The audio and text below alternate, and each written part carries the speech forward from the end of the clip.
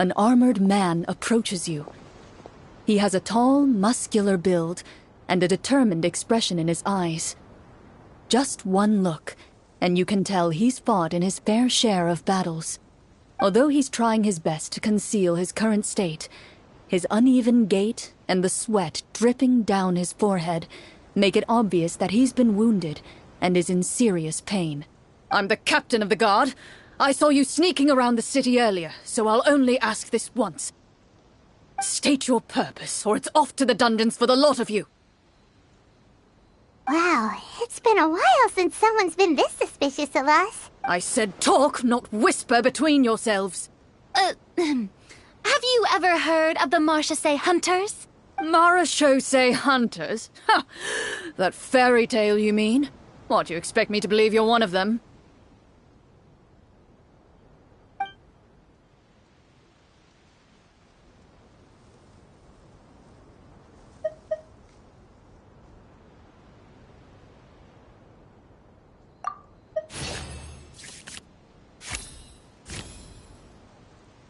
While everyone is talking, you begin to carefully observe the captain's mannerisms. Every so often, you see him glance toward a particular direction, with a pained expression on his face, as if an invisible thread is tying him to an unknown place. As you follow his gaze, you vaguely recall that the location he seems fixated on is known for its difficult terrain. Any battle that breaks out in a place like that is... Is that where the monsters are? Outside the forest in the area with the difficult terrain? The captain is taken aback by your sudden question. Still, his shock only lends credence to your theory. You're looking to fight the monsters? Well, we're Marchese Hunters after all. You could say that's basically our job. He shakes his head and continues to regard you with skepticism. In the end, he decides to inform you of the locations where the monsters have appeared. Those monsters aren't easy to deal with, but if you insist on going, I won't stop you either. I just hope all the guards will be able to come back to their families alive. I wish you the best of luck.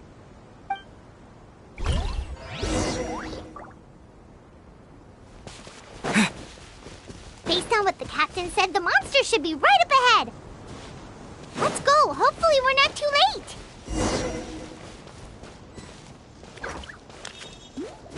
As you approach the battlefield, you see numerous people lying by the side of the road. They appear to be dressed like guards.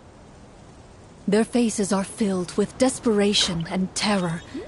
Some are screaming and cursing in vain, as if still trying to banish the monstrosities they saw from their minds.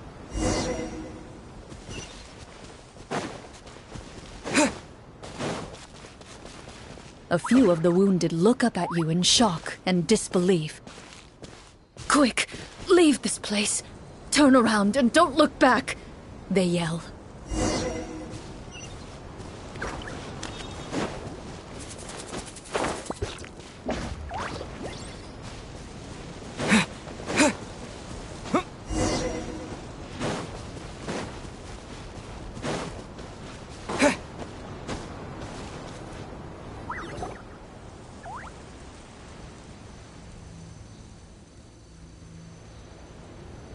This is the place he mentioned, right? You see broken iron swords scattered all around you, and downed trees riddled with terrifying claw marks. All the signs point to one thing. A truly devastating battle just took place here. Be on your guard, everyone. The monsters might still be around. Before you can finish your sentence, you hear rustling sounds from the surrounding bushes. The monsters have emerged. They close in on you without fear. You get the impression that, in their bloodthirsty eyes, you're just another meal for them to devour. A little help here! This thing wants to eat Paimon! Your battle round begins now.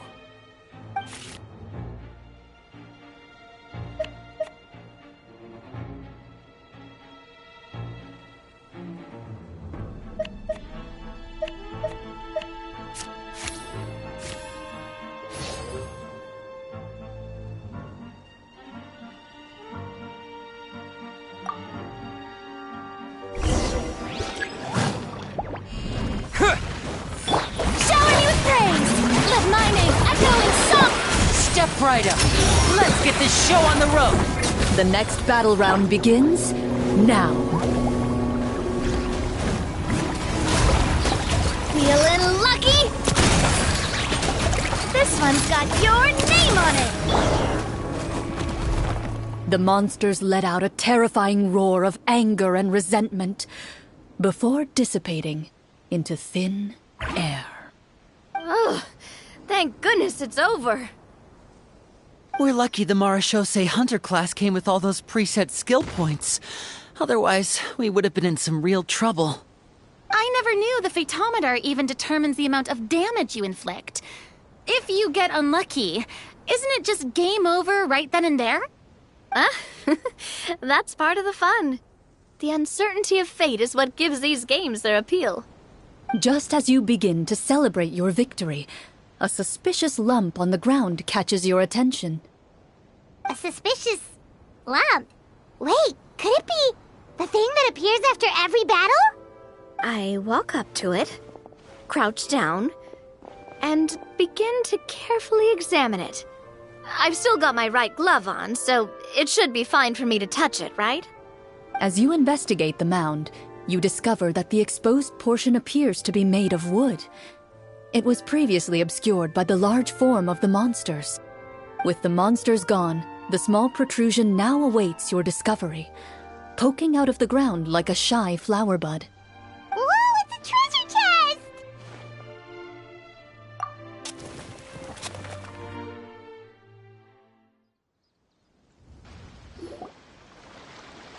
With everyone's help, you successfully excavate the wooden chest from the ground, even without opening it. You can tell from the mora and jewels scattered around the chest that it must contain quite the fortune. Makes sense. We worked hard for this. Let's open it and we can share what's inside. I can understand your excitement, Paimon, but think about it. Doesn't it seem like there are people out there who need this treasure more than us? Yeah. Think about all the people suffering in the capital. Or all those guards who got hurt fighting the monsters. Wouldn't it be better if we gave the treasure to them? Wait, is that how it works? Paimon thought since we were the ones to dig it up, we could just take it for ourselves. Well, let's put it this way. Any decision you make during a role-playing game can impact the future course of the story. But would the people really believe us? It's hard enough for us to prove we're Marashose hunters. What if they think we procured the treasure illegally? They might get even more suspicious of us. That's definitely something we should consider. Maybe we can come up with an explanation in advance. Well, if donating it could cause that much trouble, why don't we use it to buy some gear and fill up on good food? Then we'll be ready to fight even more bad guys. Looks like you're facing a difficult choice once again. Well, it's getting late. Why don't we call it a day for now? Wow, where did the time go? I'm not sure if it's because I'm having so much fun with you all or because the story is particularly enticing, but I feel like I could almost keep going. Here, here. Ooh, how about we play through the night? I'm not sure I'll have enough energy for that.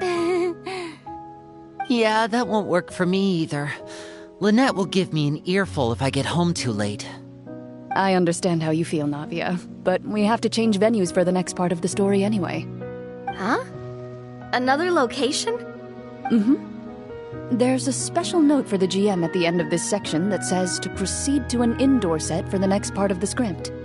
Whoa, they really pulled out all the stops for this new script. Well, even if we end the game for the day, we can still stay a little longer and hear Cloran finish her story, right? Paimon wants to hear more about the history of the hunters. Something tells me you just want to finish the free desserts before we break for the day. That's just a coincidence, okay? Besides, to Paimon, not finishing free food feels even worse than having to buy her own. And anyway, Paimon really does want to hear more about Cloran's master. Well...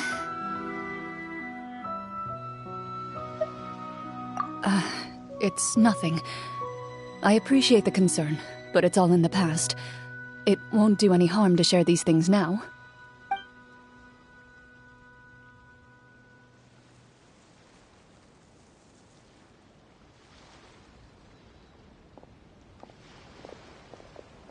My earliest memories are of living with Master. According to her, she saved me from certain people of ill repute. My birth parents had left me behind some time before that. What a heavy beginning for a life story. Master was a fascinating individual, if inexperienced in the ways of raising children. My first ever toy was a short sword. Although I suppose it wasn't so much a toy as something Master removed from her waist and handed to a noisy child in need of distraction. Oh, wait, so she handed an actual sword to a child? Isn't that dangerous? Did you hurt yourself?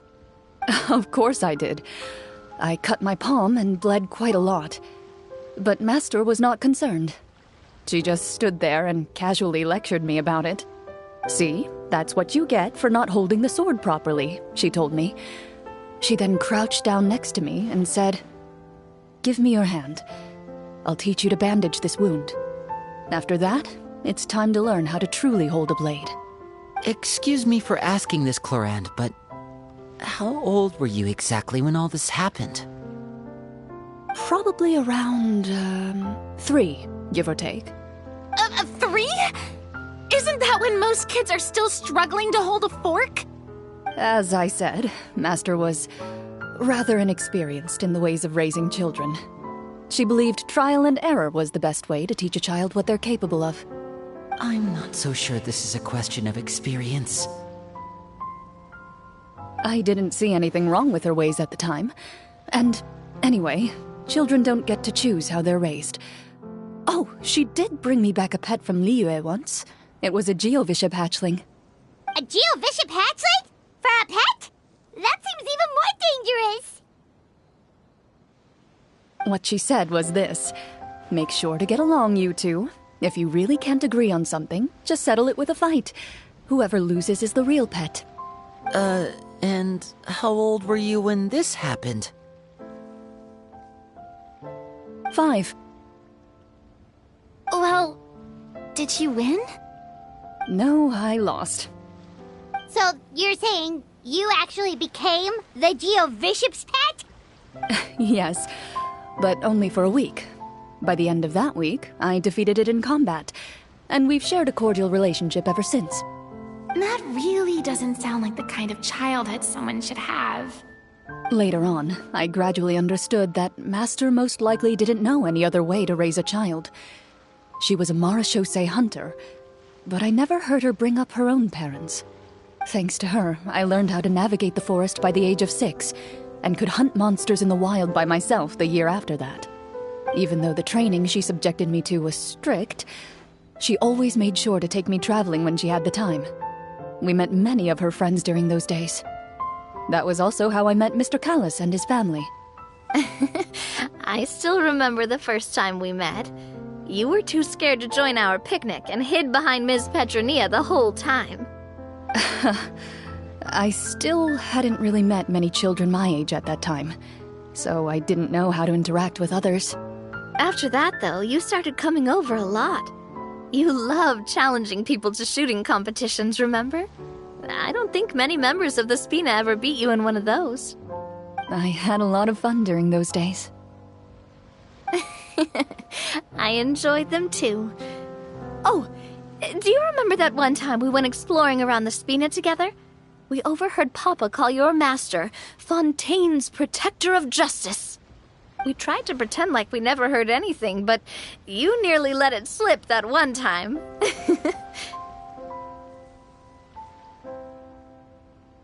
Protector of Justice? Oh, wait, you mean that vigilante hero from 20 years ago? The one who is always active at night? Yep, that would be her. She often would put on a black cloak and go out at night. I never knew where she went or what she was doing. Until, like Navia said, we overheard the truth from Mr. Callis that night. 20 years ago, huh? I still remember the guards leaving all kinds of witness reports about her on Nervalette's desk. My apologies. Oh, there's no need to apologize. You had nothing to do with it. And anyway, everything she did was for a good cause. Although, calling herself the protector of order was a bit much. Especially when she deliberately operated outside the law. Huh? When did the Protector of Justice become the Protector of Order? Oh, she had a bunch of code names. I heard she would just come up with a name on the spot whenever she was asked. Later on, she probably got sick of answering those questions and decided to stick to just two. The Protector of Justice and the Protector of Order. That sounds like her, all right. I bet she forgot which of the two she'd use by the time she got back each night. Well, she certainly sounds like a fascinating individual. With her strong sense of justice, it's no surprise her student followed in her footsteps. It's true. I always wanted to become like her. Someone powerful, independent, and with a strong sense of conviction. But...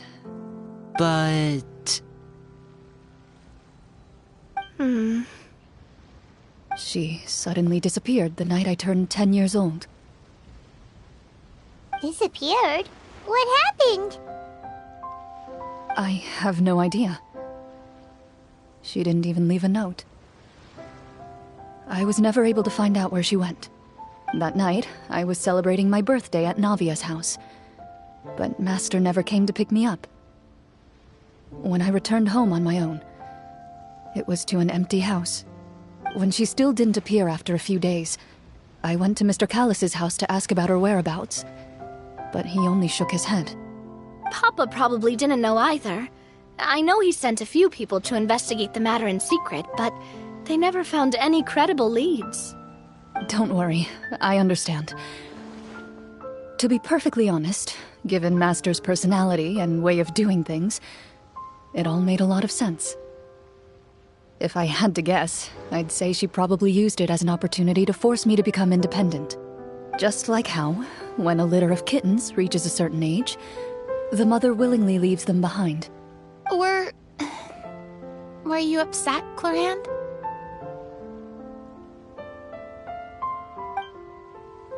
I was at first, but not anymore. I don't believe Master would suddenly disappear for no reason. There must have been something she just had to do. Well, despite everything, you still managed to follow in her footsteps and become the greatest champion duelist in all of Fontaine. You're practically a living symbol of law and justice. I suspect my position would be far too by the books for her. Master always did whatever she pleased. But you're right. I suppose I do take after her in some ways. Who knew Clorinde had such an interesting past? I never had the chance to ask her about it before. I wonder... if Clorinde's master were the champion duelist back then, would that duel against Mr. Callus have gone differently? Oh no. Judging by the atmosphere, Clorinde and Navia are probably thinking something similar. The mood just got super awkward all of a sudden. Well, anyway... would you look at the time? It's getting dark, so we should probably call it a day for real this time. If we keep talking like this, we really will be here all night. I had a great time today, Miss Clorinde. Thank you for being our GM. Anytime. The script was good, but I've got to say, your childhood stories were even better. Hey, you should tell us more about that fight against the Geo-Bishop sometime. Maybe your master was onto something. You could be right. What does she mean, onto something? I certainly don't know any 5-year-olds who want to fight a bishop in their spare time. Guess I'll head back as well. I need to save my energy if I want to continue enjoying the story tomorrow. You're that excited to hear about my fight with the bishop? I was talking about the script.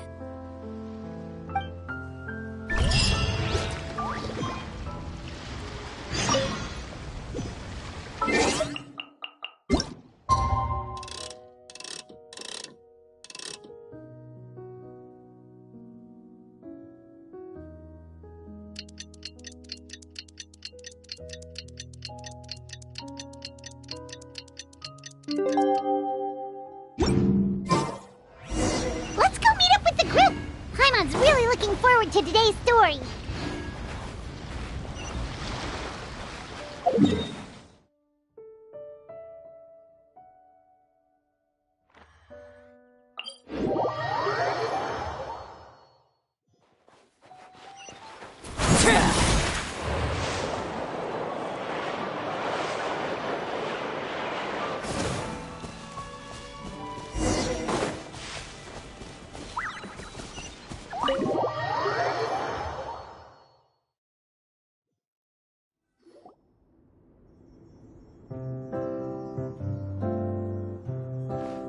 Looks like everyone's here. Now, before we begin, why don't we finish where we left off yesterday? There was an important decision to be made, yes?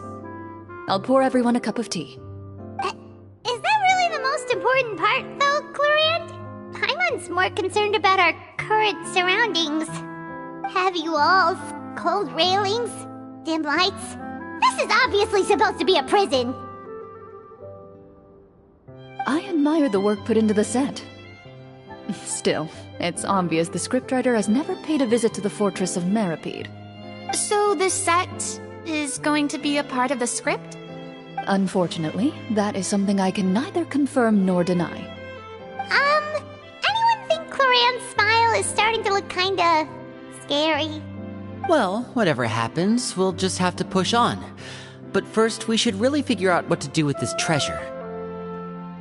If we're worried about arousing suspicion because of our identity, why don't we give ourselves a different name, just like Clorant's master did?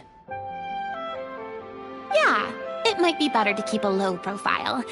As long as we're helping people, it doesn't matter who we are or what we're called. Staring at me won't get you anywhere. Or did you want some more tea? Oh, Paimon's good. Thanks. Why aren't you saying anything, Navia? Wait, what's that next to you? Oh, this is the short sword Clorant mentioned last night. I found it. Huh. I'm surprised you managed to track it down after all this time.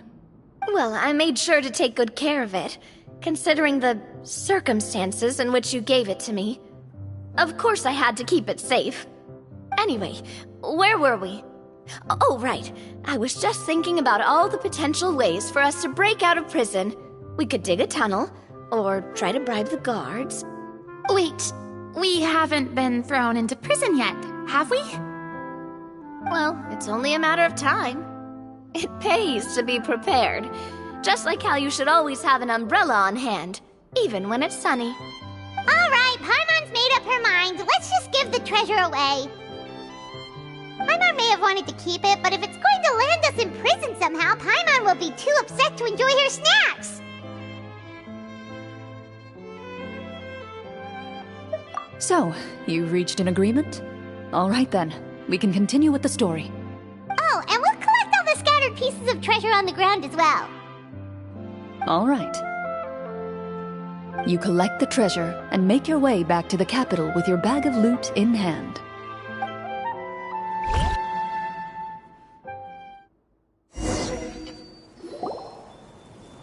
The city is still shrouded in a gloomy, oppressive atmosphere, but your spirits are surprisingly high. In places where sunlight struggles to reach, you generously share your wealth with the children, the elderly, and the poor in urgent need of help. Thank you, kind soul. The elderly woman's look of gratitude follows you as you walk away, her eyes never leaving your back until you move entirely out of sight. She's probably trying to tell us to speed this up. We need to hurry up so we can address the sorcerer problem. Should we go find that man again at the square? He seemed like a pretty responsible guy. I'm sure he knows the people here far better than us. Oh, good idea!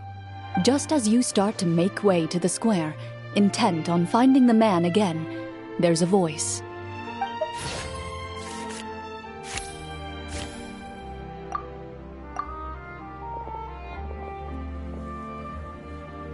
Please wait, distinguished guests. Several strange guards suddenly call out to you. They run forward to meet you and proceed to politely pay their respects. Greetings, gentlemen. Surely you jest, my lady. That would not be our place. It is His Excellency the King who requests to meet with you. Please come with us.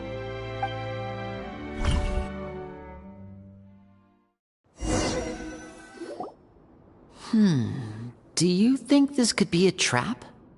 Well, we have to investigate the court at some point, right?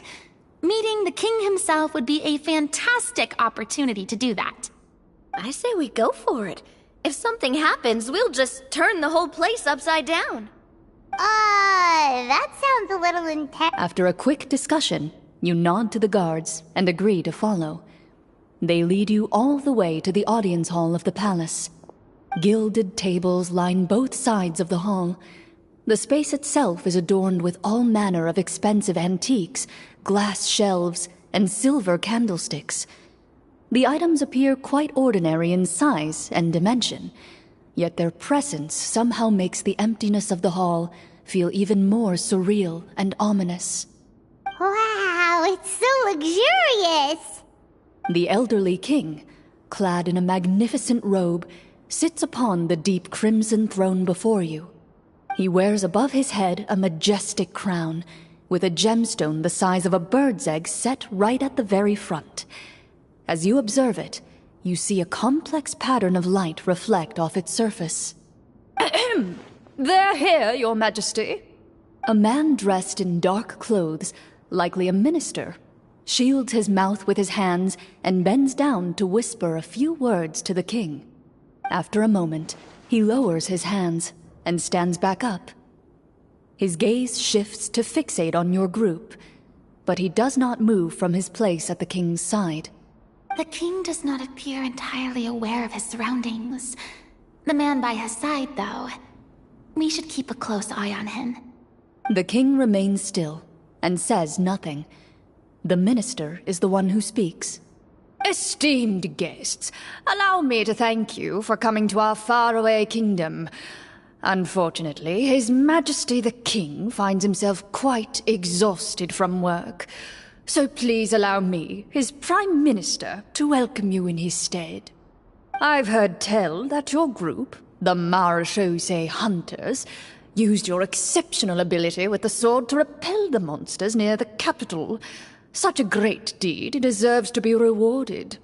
However, seeing that I was not fortunate enough to observe such a feat with my own eyes, you'll forgive me for seeking to verify the truth by speaking to you myself. Well, we've got nothing to hide. You brought us here to talk, right? So we'll just explain what happened.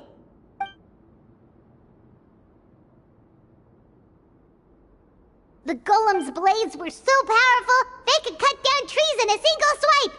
It took a lot of effort to defeat them, even for trained swordsmen like us. Well, that was enough details, right? Believe us now? Your account does indeed match those of the survivors. Since you were the ones who defeated the monsters, that must mean you are also in possession of the treasure they stole? Well, we did take the treasure, but... How did he know about the treasure? Then I must ask that you return it at once. It belongs to the kingdom. Wait, but didn't you just say that our great deed deserved a reward? Shouldn't the treasure be considered a part of that? Yes, that was indeed what I said. But you seem to have forgotten a very important distinction. Only that which is freely given by the king can be considered a reward. Taking the rightful wealth of a kingdom without said permission, on the other hand, is a crime. But that's completely unreasonable. Yeah, that makes no sense! If it weren't for us, the treasure would still be buried underground somewhere! Maybe so, yet the fact remains. You tried to dispose of the treasure without reporting it to the court and without receiving permission, yeah? What, no answer? Surely you're not insinuating that you, a group of legendary Marechaussee hunters, sought to take the treasure for yourselves? Well, what about the king? Is he just gonna let this guy talk for him the whole time? Clad in his magnificent robe, the king remains seated, with his hands resting on either side of the throne. His posture is rigid and unmoving. He stares forward with an empty look in his eyes, completely unmoved by the events before him. From the look of things, could the Prime Minister be the evil sorcerer? Or could both the King and the Prime Minister have fallen under the evil sorcerer's control? I would like to observe the number of guards stationed in the hall. The guards in the palace appear fully armed, their expressions solemn. Sensing the tense atmosphere in the room, they stand at the ready, each with a hand placed upon the hilt of their sword, as if prepared to draw their weapons and surround you at a moment's notice. Well, there goes my plan to turn the whole place upside down, I guess. It appears we've been visited by nothing more than a group of ill-intentioned imposters. What a pity. Guards, take them away and throw them in the dungeons. Before I decide your fate, however, I must first determine whether you have any accomplices outside the court. Can't we try to slip away? Or maybe start some kind of riot? But if we try to fight the guards right now... Don't worry. At least we figured out who's behind all this. Let's just play it by ear. If you're scared, Paimon, just hold my hand. Thanks, you guys. You allow yourself to be led away by guards surrounding you on both sides. It's only when you begin to feel drops of water falling from the dungeon ceiling and smell the stench of death and decay all around you that you finally realize you've stepped into a completely different world. Stay here, and don't try anything funny. The guards lock the cell door and leave without looking back. Wait, sir! Your voice echoes through the dark hall, but the only response you receive is the sound of water dripping from the ceiling. No! What should we do now? Carve out a new path of fate with our own two hands, of course. I draw my weapon. You reach toward your waist, but find nothing there. You now recall that your weapons were confiscated before the guards locked you in the cell. The bag of treasure along with them. What about that knife I hid in my boot? When did you hide it in there? When I was thinking about digging a tunnel. Rejected. You failed to inform the GM of this course of action. Moreover, the guards would have conducted a thorough search before throwing you in prison. And the keys to the cell aren't anywhere to be seen? Correct. You don't even feel a lock hole on the cell door. Oh, well, there goes all our plans. Indeed. Huh? Why are you the one saying indeed? Because that statement holds true for me as well. This is where the script ends. What? That's a terrible ending! Generally speaking, this should be the point where the scriptwriter gives the players some kind of hint, or gives the GM some kind of code for how to move forward. I mean, maybe they just really wanted us to be immersed in the feeling of being in prison? Like, they'll only show us the way out once we've grown truly and utterly desperate? That is a possibility. If only there were desserts and tea in real prison. Oh, wait, guess that's kind of how the Fortress of Meripede works if you're lucky. Oh, before I forget, Navia, the short sword you had with you earlier. I took a closer look, and the craftsmanship doesn't appear to resemble anything from this era. If I remember correctly, that style was last in vogue several hundred years ago. Wait, Cloran said that sword used to belong to her master, right? Does that mean her master has been alive that long? I doubt it. The way she went about things often made her seem childish more than anything. I'd say the sword was most likely an heirloom passed down over time. Hang on. A precious heirloom passed down to you by your master. And you gave it to me just like that? You weren't worried I might lose it? Master left many things to me when she disappeared. There was the sword, an old key, and a good amount of junk she probably just didn't want to take with her. I gave you the sword back then, because I didn't want our friendship to end. Wait, When did this happen exactly? After the duel between Mr. Callis and myself. Before that, Clarand would have meals with us and even stay over at the Spina some days. She was on great terms with Papa as well. After the duel, though, there was a period of time where we simply didn't know how to face each other. She entrusted this sword to me, and never came back. We were both sad, and conflicted, and totally overthinking everything as a result. Whenever I looked at this sword, I couldn't help but wonder if Miss Petronia had never introduced us to each other at that picnic. Maybe part of the sadness I was feeling could have been avoided. Back then, it felt like I hadn't just lost a father, but a close friend as well. No one can change the past. The most important thing is that you two found your way back to each other and can enjoy things like this together. Yep, you're right. I'm sorry, you two. I didn't mean to bring up any sad memories. Think nothing of it. No one here is at fault.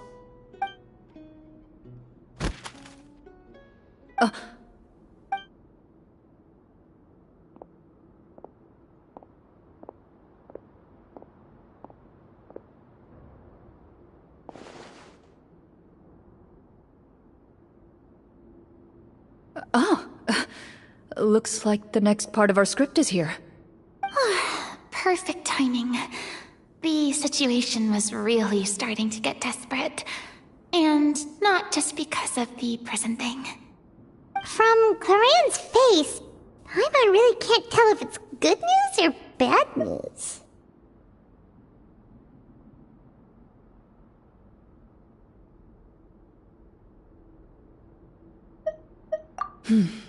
Water continues to drip from the ceiling. In this lightless dungeon, you lack a reliable way to tell how much time has passed. Eventually, you get used to the unpleasant odor of straw, mold, and rust, and find yourselves alternating between fits of drowsiness and despair. Suddenly, you hear footsteps outside the door. Heads up, everyone. Someone's coming. Gather close, everyone, and keep your voice down.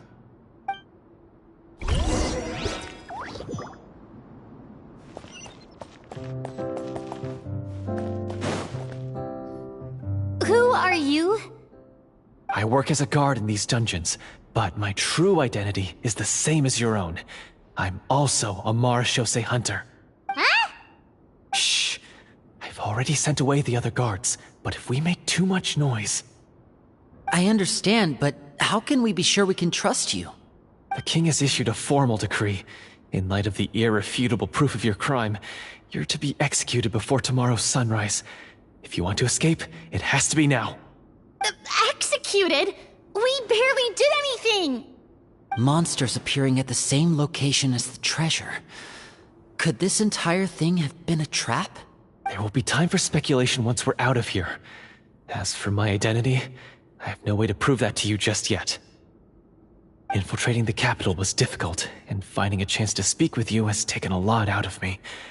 I could go on, but I think we can all agree that now is not the time for details. Have you seen our weapons anywhere, sir? Don't worry, I brought them with me. They're just behind the door. Still, these weapons alone won't be enough to defeat the true enemy behind the scenes. His faction is too powerful. The guards are all under his control, and he's even stationed a number of golems in various rooms throughout the palace. To defeat him, you must find a secret vault.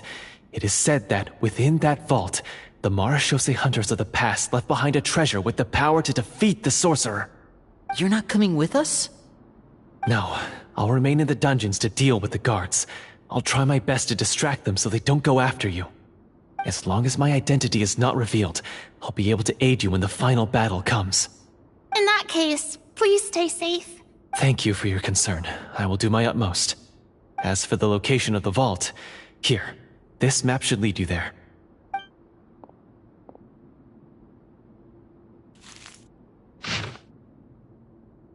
Got it. All right, once I open the door, remember to stick close and refrain from making any noise. I'll lead you out of here as quickly as possible. You now have the chance to restore the honor and legacy of the Mara Shosei Hunters. So please, get out there and reclaim what's ours. And be sure to exercise caution. With the help of the guard, you successfully escape.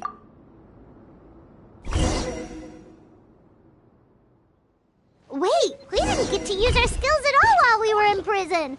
Who knows when we're gonna get the chance to use that cool summon spell? That is a pity, but we can only continue to move forward.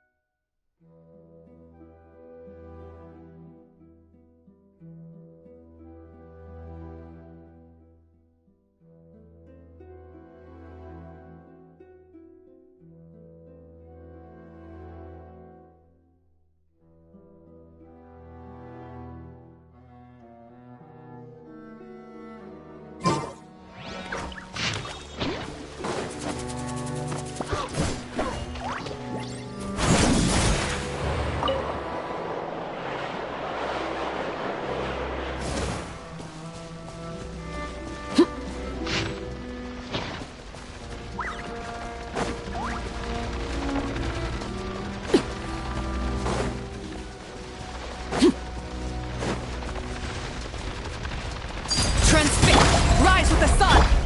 Teamwork is dreamwork! Solidify!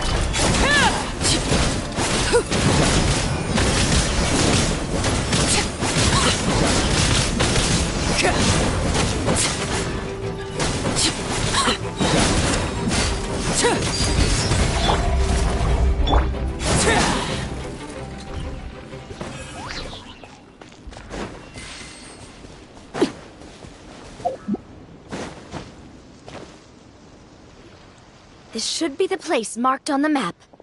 This bit of rock certainly looks suspicious. Well, I'd say an investigation's in order then. Plus, if all else fails, we can just blow it up.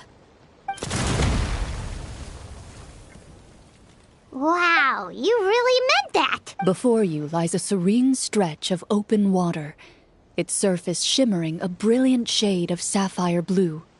Well, guess this means it's time for a swim!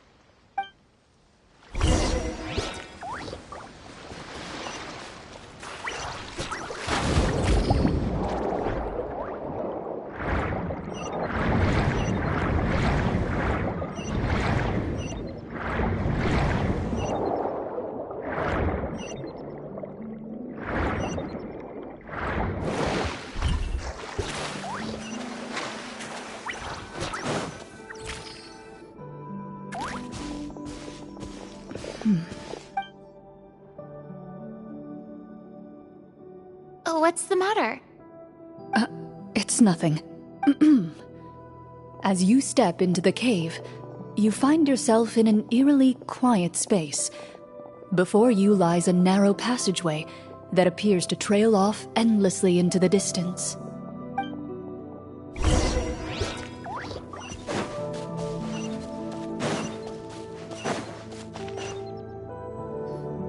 Wow, this must be where the treasure is hidden! But this door is blocking our way in. It almost looks like it's been here for quite some time. I've got to hand it to the tabletop troupe. They really went all out with the props. What have we got down here? A kind of mechanism connected to the door? A pattern on a stone door. That's something Master mentioned before. Is something wrong, Clarant? After a long, difficult journey, you finally arrive at the location indicated by your map. It appears to be an ancient site of some sort, where treasure likely awaits. Your surroundings are exceedingly quiet and serene, as if the secret that slumbers here has never once been disturbed. If you listen closely, you can almost convince yourself you can hear the sound of its calm, gentle breathing. That description makes Paimon feel kinda bad for disturbing this place. We're doing this for the sake of the people, to free them from the evil sorcerer. I say it's time for this treasure to once again see the light of day. Linny's right.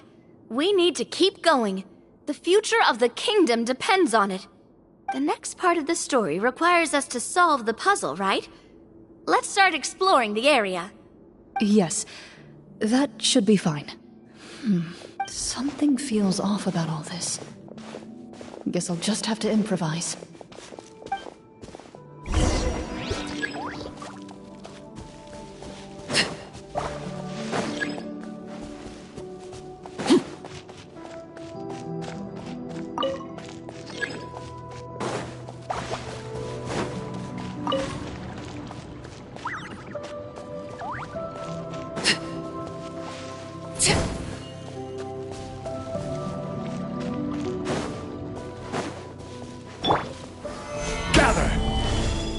I found something!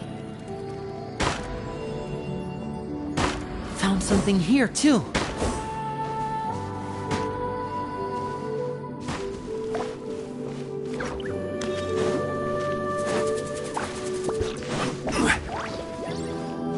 Same here.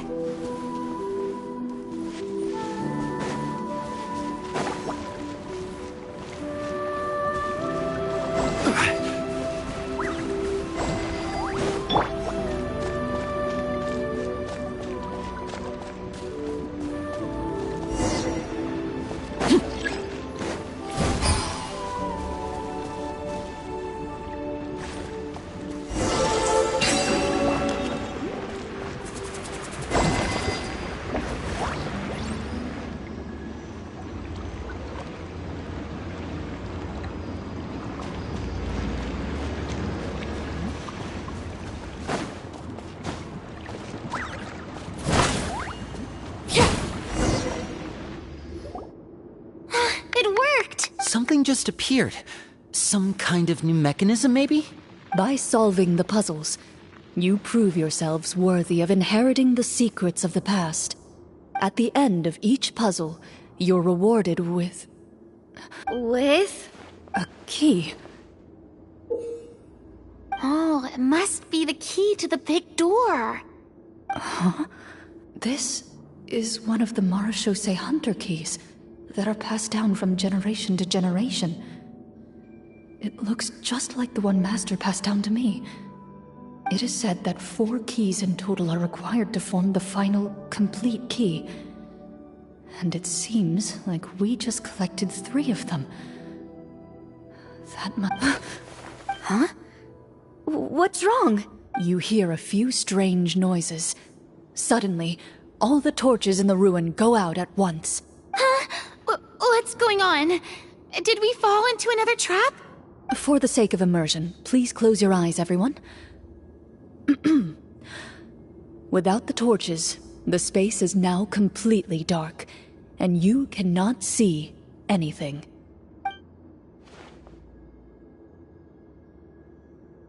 But Paimon can still see a little bit over here. Oh, right, sorry.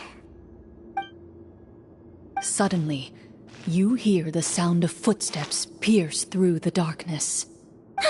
There's someone else here? Oh, this is so unsettling. I can't see anything. I've been discovered then? Wait, that voice, it's... You recognize the voice as belonging to the guard who led you to this place. It appears he now covets the treasure for himself, and has come to stake his claim. Oh, so this is just part of the script. Then I can probably relax. Well, if we can't see anything, that means we can't fight to the fullest of our abilities. Should we retreat for now? Judging by the way he's holding his sword, he must be a real Marechaussee Hunter. But this isn't part of the script. Retreat? That's not the hunter way. If it's dark for us, then it's dark for him. We choose to fight. Your choice is noted. Please keep your eyes closed until I tell you the torches have been relit. This battle will be in the dark. You got it! Well then, let us begin.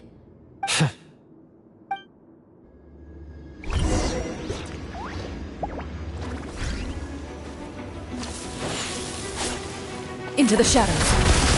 I'd like to try to hit him with my sword. Your strike is successful. Ha! You're facing a veteran Marshose. Is he still standing? Goodness, he sure has a lot of HP. Is it over? Can we open our eyes now? The enemy is strong and relentless, but the battle is nearing its end.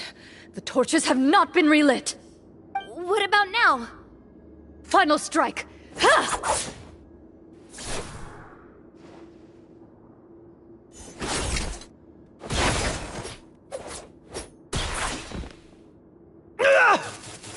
Oh, well, did we get him? Glorian? Warm fire flickers across the walls once more. Your vision is now clear. In an impressive display of courage, the four of you successfully defeat the uninvited guest. That look in his eyes. It's like he became an entirely different person as soon as I defeated him. Huh? Mr. Florian? Oh, wait. We're supposed to be role-playing. I should stay in character. Speak your name, guard. Why did you lead us here just to betray us? Is this treasure really more important to you than bringing peace to the kingdom? What kingdom? What peace? Those were nothing but lies! I, Florian, am a true Marashose hunter, descended from hunters of ages past. So he's also using his real name. Or, wait, was that the name of his character from the very beginning? Then I'm even more confused. If you truly are a Marashose hunter, shouldn't you want to help us just like you said before? Shouldn't we fight together for the sake of the people? What do you know? In this day and age, there's no glory to be had as a Marashose hunter. What's that supposed to mean? My skills were passed down to me by my father. We lived a life of obscurity in the remote wilderness. Still, he devoted everything he had to being a Marashose hunter. And what did he get in return? A life of poverty and pain. In a world that forgot all about him. When he died, not a single person came to mourn his passing. The Marashose hunters were the ones who saved this city. We're heroes! We deserved more recognition and respect than this! Is he talking about how no one in the capital seems to remember the hunters and their legacy? I didn't expect the script to contain this level of social criticism. So that's why you want to take the treasure for yourself? You feel like you're owed fame and wealth? If you already knew where the treasure was located, why didn't you just come down here and take it? Because I still needed the final key. Only a true Marashose hunter is capable of passing through this final door. As someone who sought to hurt others for his own gain, Florian lost that right long ago. Okay, but what is this treasure anyway? We've got all the keys, right? So can we just go in and take a look? You're sure you want to go in? We've been talking about it for so long, of course we want to see what's inside! And we've already defeated Florian, right? So he won't try to take it from us anymore. Pesky brats. Watch yourself. Then let's open the door together. All right. Your choice of action is confirmed.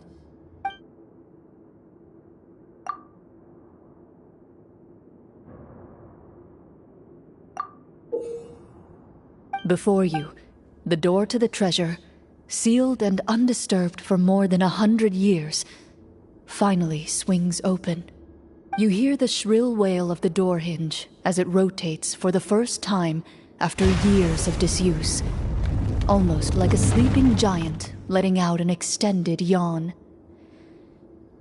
It's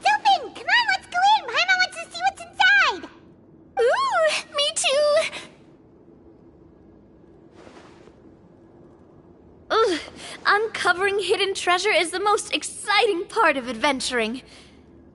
What do we have here? Uh-huh. A stone tablet? And some shabby weapons? You call this a treasure vault? Looks more like an abandoned warehouse. Maybe the troop ran out of budget at the end? They provided a super immersive experience at the beginning only to drop the ball at the most important part. They could have at least filled this place with cardboard Mora or something. Wait, I get it now. Paimon, this is the real Marashose Hunter treasure. Huh? This is it? The Marashose Hunter treasure is just a stone slab and some broken swords? I can't believe it. I refuse to believe it! Whoa, are you okay? The Marashose hunter before you appears to suffer a serious mental breakdown. He needs to leave the room for a moment to collect himself. One of you seems to understand the significance of the treasure already. If the rest of you wish to follow suit, you may remain here in the meantime and explore your surroundings.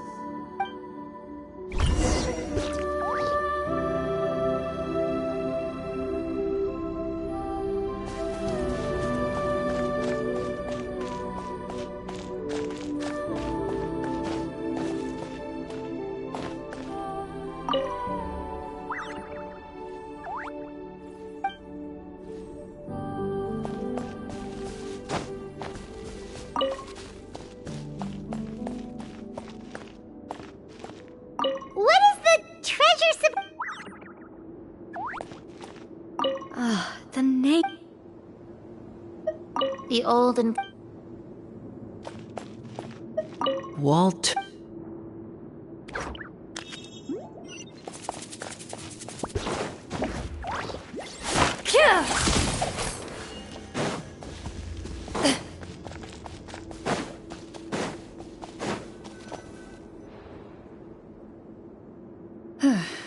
So, how are you doing?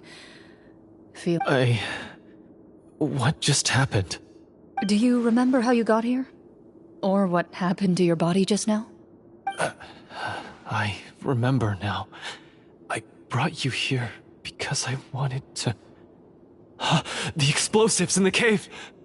You mean these? Huh? How did you... I could tell something was off the moment I stepped into this cave, so I kept an eye out. I've already dismantled the whole thing. So the strongest champion duelist in all of Fontaine saved the day once again. Guess I shouldn't be surprised. It would seem your skills as a Marashose hunter are as sharp as ever. I deserve some answers, don't you think? Everything you said earlier sounded like the truth. Luckily, your monologue was dramatic enough to convince my friends you were just role-playing. I don't know. I just always felt like there was something in my heart that didn't belong to me.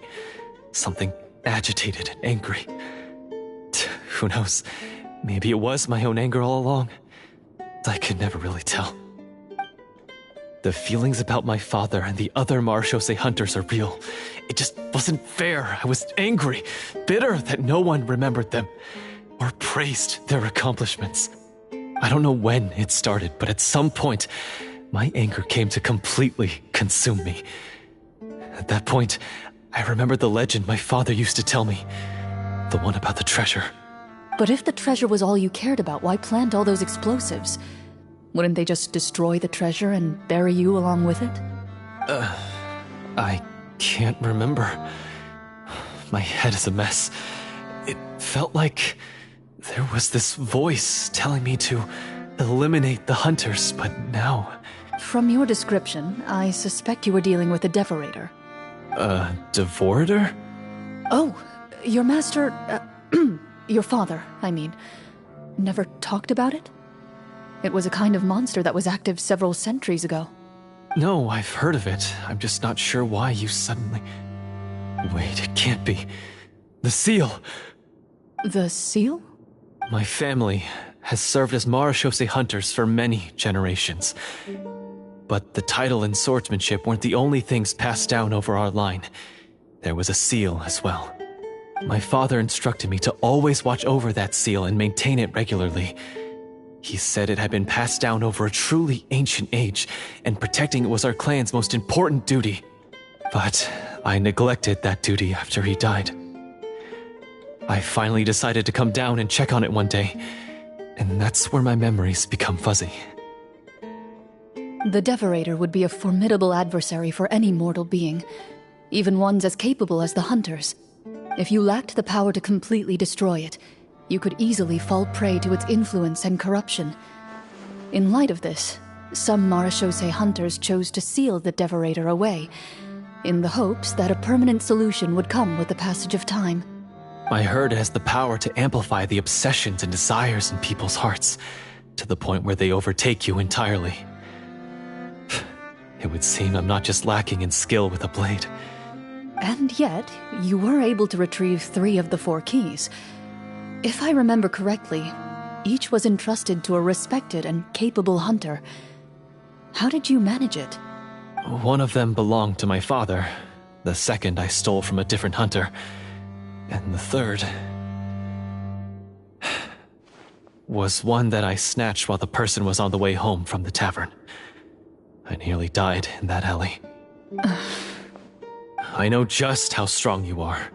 It's as clear as day to everyone in Fontaine. I observed you from dusk to dawn, but could never find any opportunity to sneak up on you.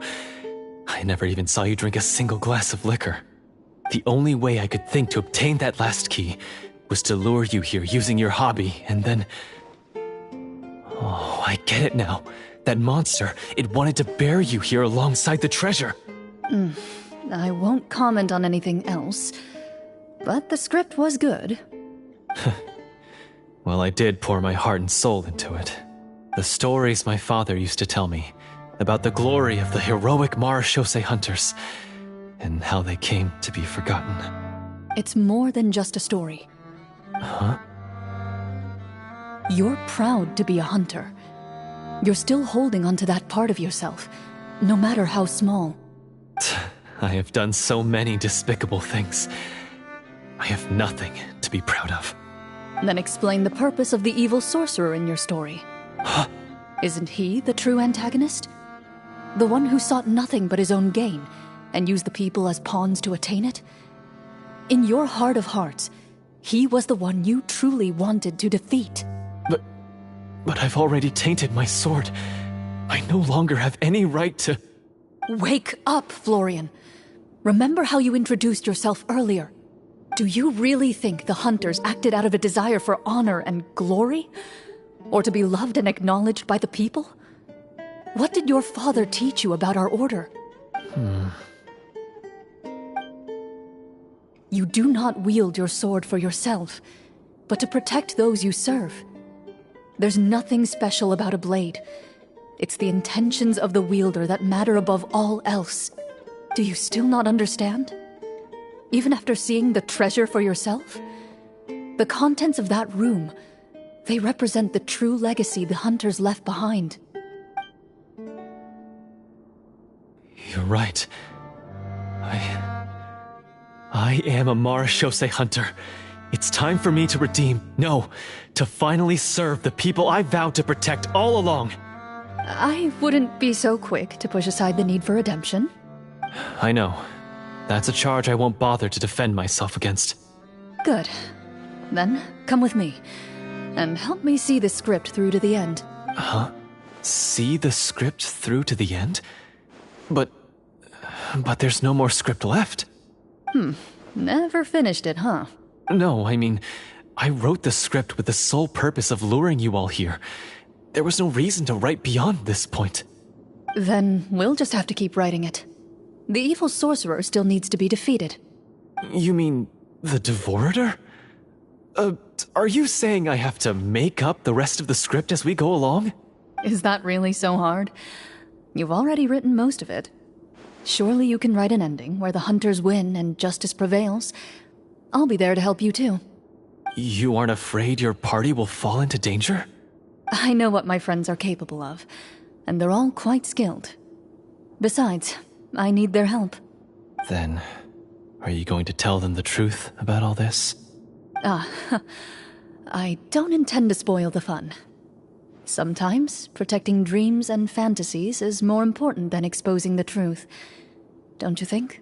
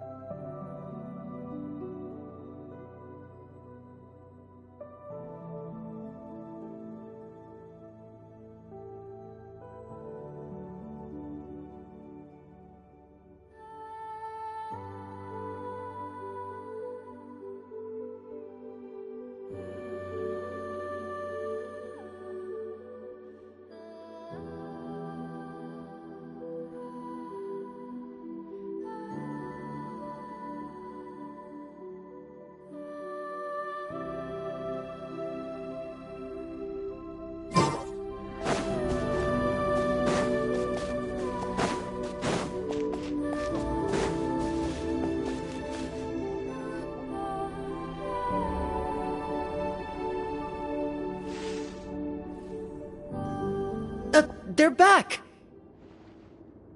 That took a while. Ahem! My fellow Mara Shosei hunters, please forgive me, for I have sinned. Tone it down. Sorry. After crossing swords with you and witnessing your courage in battle, I've rediscovered my true self and regained my pride as a Mara Shosei hunter. Oh, do I smell a redemption arc? I confess, I was brainwashed by the evil sorcerer. He asked me to lure you here so he could bury you in this cave. That little... Wait, You're saying all of that wasn't you, but the evil sorcerer? That's right. He's adept at manipulating the hearts and minds of the people.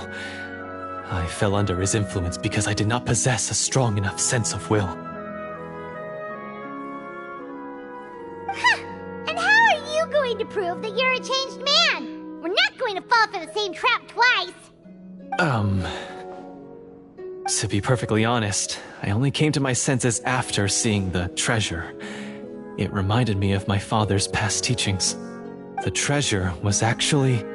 The names of all the Marashose hunters from ages past and their weapons? Wait, you already know? Of course. Don't underestimate a veteran role player's exploration skills. Oh, wait, I mean Marashose hunter Navia's exploration skills. We just finished reading through the content of the stone tablet. That tablet recorded the lives of some fascinating people. For example, this Marashose hunter called Est. She inherited the responsibilities of the Golden Hunter and passed judgment on many people. But in private, she had a very easygoing personality. Her favorite pastime was singing and dancing with her friends, and she was said to have a beautiful voice. So, she was just like you. Oh, you really think so? Well, when you put it that way, I suppose I also have a few things in common with this Walter. Working as an executioner, he supposedly used a countless number of tricks to confound his enemies in battle. Oh, if only I could have seen the feats of magic he pulled off back then. Their lives were all so exciting. You could write so many cool books about their accomplishments. How could they have all been forgotten? Because they chose to be. To hunt monsters that only appear in the shadows, you must also operate in the dark. To be a Marashose hunter is to willingly give up on wealth and fame. Then this stone tablet must have been left behind by their companions. That's right. Few Marashose hunters ever revealed their identity to the public. They always protected the city from the shadows. The only time they spoke of their accomplishments would be at night, when they gathered with their fellow hunters in front of the bonfire to share stories of the monsters slain by their hand. So, this tablet was created not so that the hunters would be remembered by the people, but so that they would be remembered by each other. No wonder this place was so well hidden. You regard the stone tablet in solemn silence. The names of your comrades etched onto its surface serve as a reminder that you are never truly alone.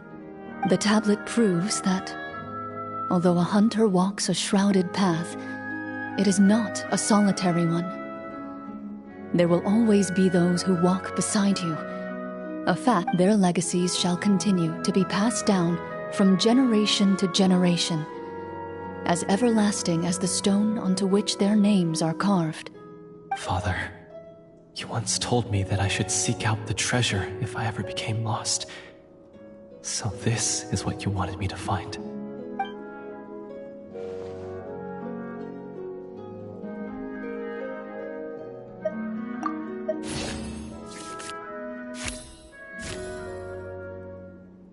His eyes are sincere, and his words ring true. You can tell that every word he spoke just now came from the bottom of his heart. I implore you, everyone, please give me a chance to make up for all I've done. Allow me to fight alongside you and defeat the evil sorcerer that threatens the peace and prosperity of everyone in this kingdom. Well, I say we let you join. Sounds good to me too. Everyone makes mistakes. What matters is what you do to make up for them. I have no objections, but... Mr. Florian, do you even know how to defeat the evil sorcerer? When he took over my mind, I gained some insight into his thoughts. Every time I thought of the treasure, he reacted with a strong sense of fear. Huh? He's afraid of the treasure? But there's nothing here except some broken weapons and the stone tablet. What if the secret's hidden inside these weapons? GM, permission to investigate.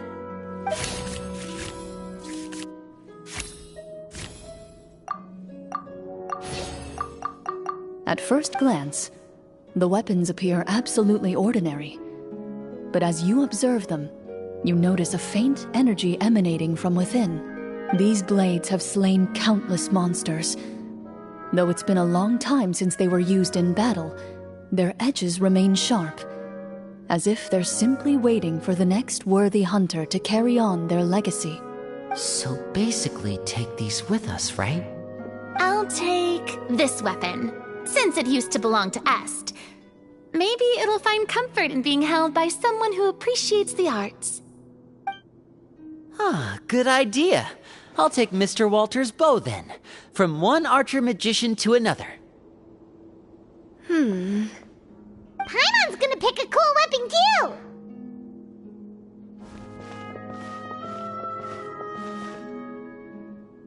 As you grip your weapons, you can almost feel the will of past hunters coursing through your being.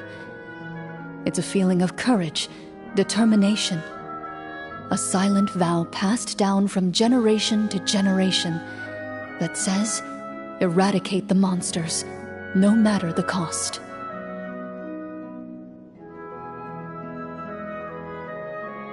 Mr. Florian, do you know where to find the evil sorcerer? I was able to see his surroundings when our minds were connected. I believe he's currently hiding out at the church in the kingdom. We must be extremely careful. He's spent so long living among monsters that he's now taken the form of one. He will not be easily defeated.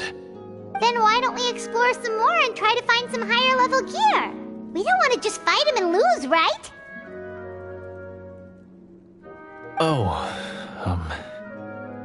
No, we have to strike now.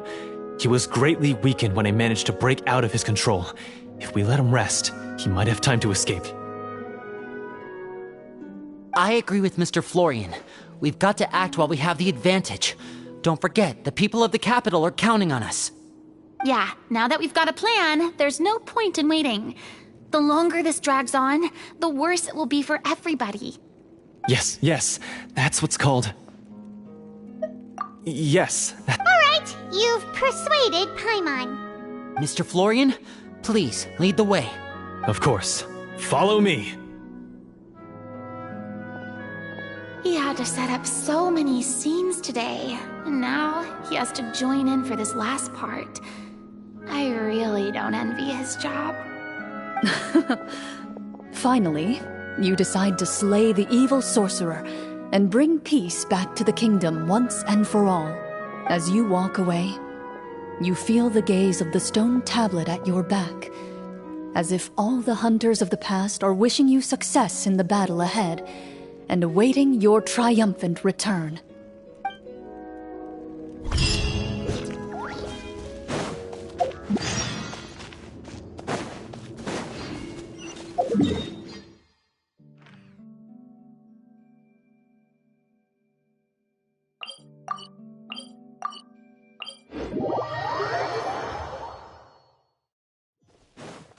Try and stop me!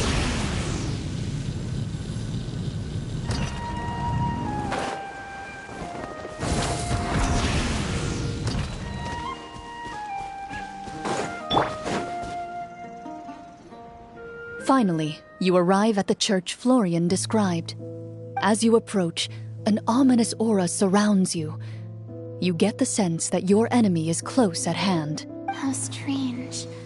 This uneasy feeling seems so real. How did they manage that? Now, it is time for the final battle. Let's go!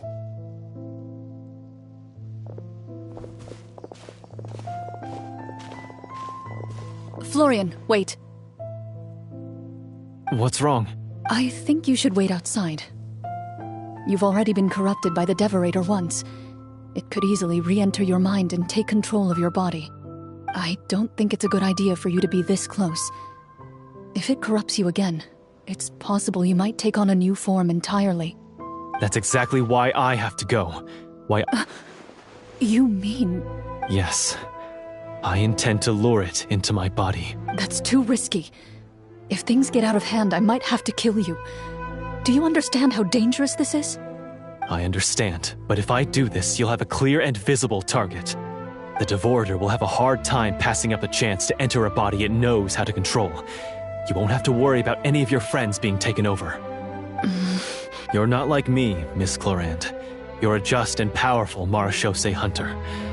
The monster broke free due to my error. It's only right that I shoulder the responsibility for its destruction. This is something that I have to do. Consider it a duel to restore my honor. My only request is that you give it your all. I understand. Then, as a champion duelist, I hereby accept your request for a duel. And the battle is now upon us. Let the Devorator once again tremble under the blade of the Marechaussee hunters.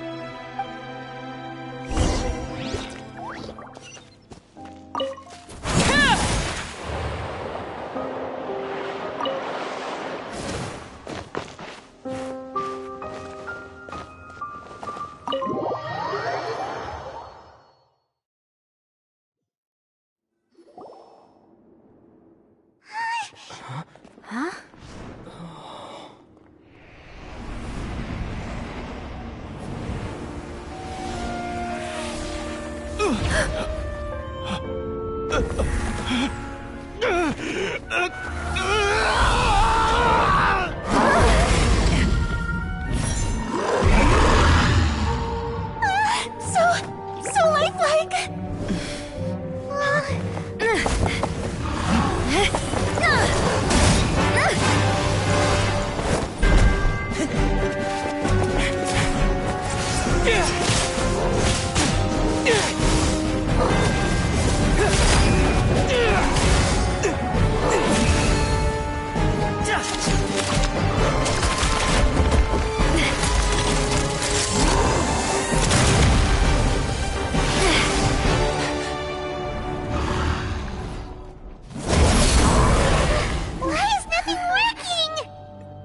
This foe is not invincible. You hold the treasure. The power to defeat it in your own 2 hands. The treasure? You mean... The names! It's the Marechaussee hunters' names! How are we supposed to... You forget, Paimon? There's still one skill we saved until the very end. Hunters fight not for fame, but to aid the people whenever they are summoned. Walter the Marechaussee Hunter, master of 1,000 tricks, executioner of the Phantom Hunters, I call for aid!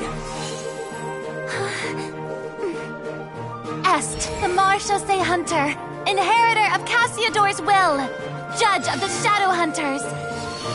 Answer my call!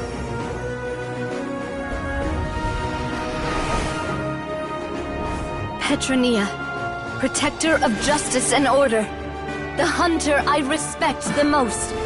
Thank you for saving my friend, the best one I'll ever know. Please, lend us your strength!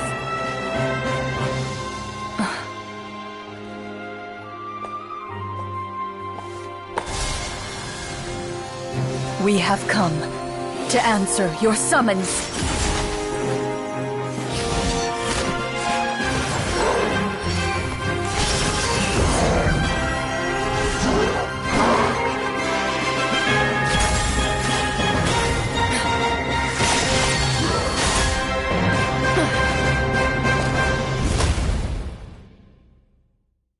And so, the monsters were eradicated, and the sorcerer was defeated.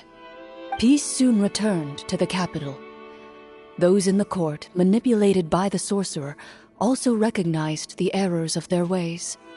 Some remembered the names of the heroes who saved their kingdom, but others simply continued their lives none the wiser. Such is the story of the Marechaussee Hunters. They pursue the phantoms in the darkness and exterminate all who pose a threat. They will always protect the city and those within it, even should all memory of their accomplishments be forgotten by the very people they serve.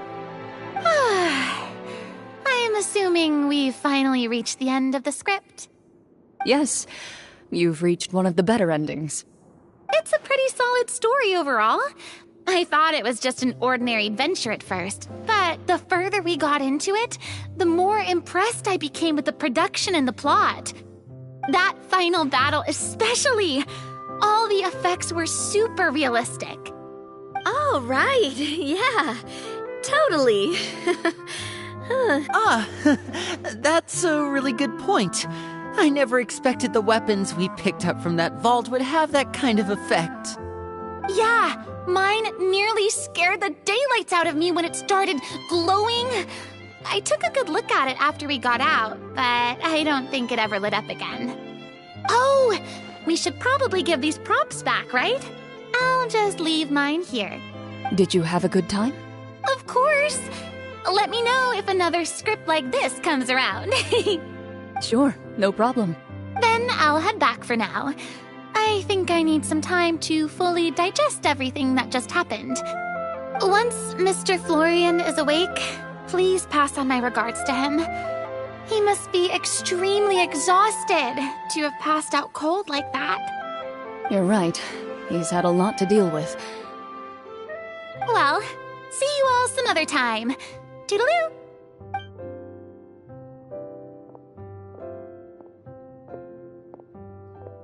Okay, so, can I think it should be fine, yeah. What in the world was going on back there? So you saw through all of that? That time in the cave when you told us to close our eyes, it'd be weirder if we didn't notice anything. I was dying of curiosity the entire time.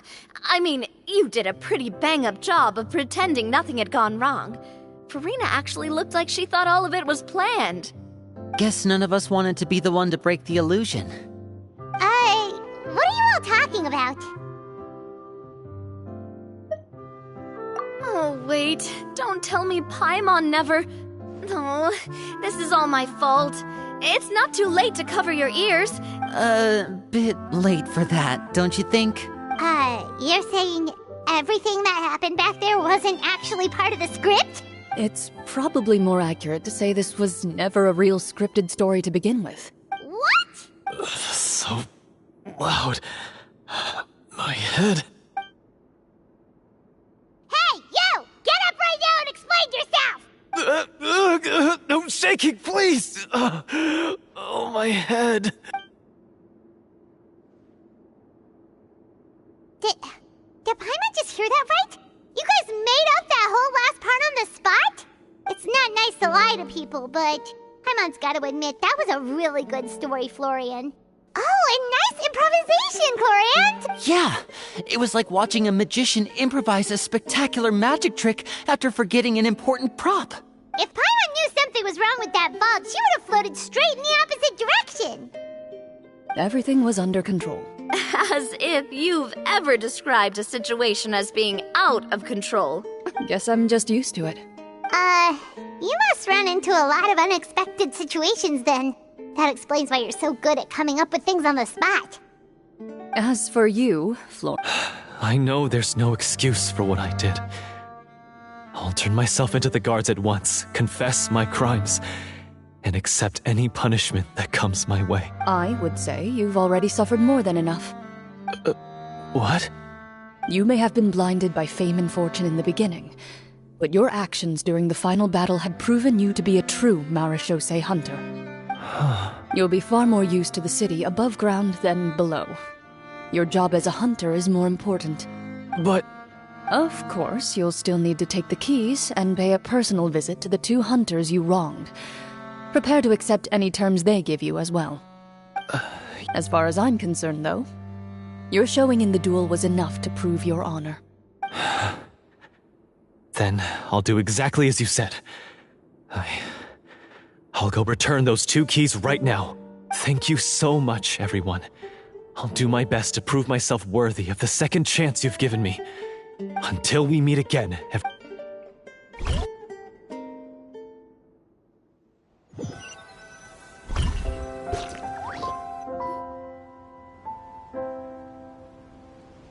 Speaking of Marechaussee hunters, what should we do about the treasure in that cave? Leave it be. Are you sure? We could show it to people, make it so that the hunters are remembered, don't you? No. Every name on that tablet made the same choice. All hunters know what the path entails.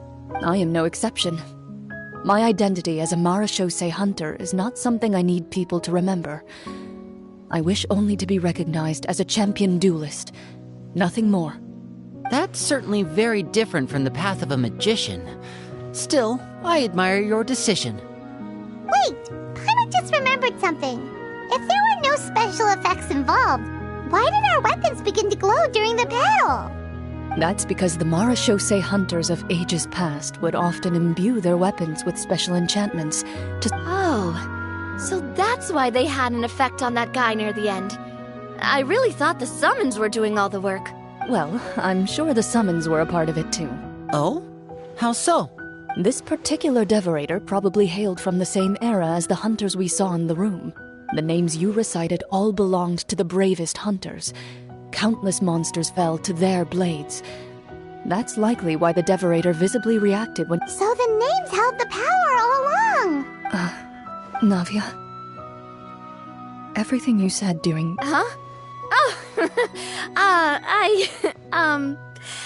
I meant what I said. I mean, it was true to my character, so... I really appreciated those words.